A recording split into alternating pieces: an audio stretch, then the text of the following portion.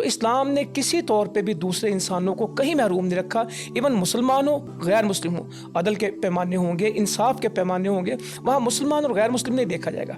خدمت کرنی ہوگی, مسلم غیر مسلم نہیں دیکھا جائے گا. جملہ ہے اٹ سیلف یہ توہین پر مبنی ہے اور جہالت پر مبنی. اگر آپ یہ کہیں کہ سب سے پہلے انسان ہے, سب سے پہلے انسان کیوں ہے؟ سب سے پہلے تو بنانے والا ہوتا ہے. تو اسلام میں تو اگر ہم کیلکولیشن کریں گے تو عبادات کے 10 نمبر ہوں گے اور اخلاقیات اور معاملات کے 90 نمبر ہوں گے.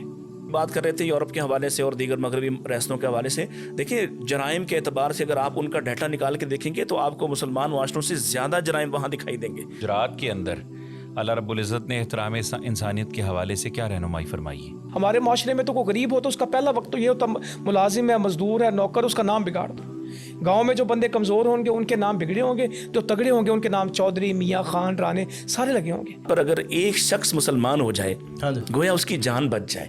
مسلمان ہوگا تو ظاہر تلوار سے ہی بچ جائے گا, تو اس کی جان بچ جائے تو یہ اس سے قیمتی ہے کہ تمہیں سرخ اونٹ مل جائے. میں ہمیں یہی درس ملا ہے کہ انسان قدر والے ہیں, احترام والے ہیں. اگر بیت اللہ کا نام لے کے اور عرفہ کا نام لے کے اللہ کے رسول صلی اللہ علیہ وسلم ایک انسان کی حرمت کو قائم کر رہے ہیں, اس کے خون کی, اس کی عزت آبرو کی حرمت, اس کی جان کی حرمت, تو اس کو ہمیں بھی برقرار رکھنا ہے. نہیں ہے نا امید اقبال اپنی کشت ویراں سے, ذرا نم ہو تو یہ مٹی بڑی زرخیز ہے ساکی.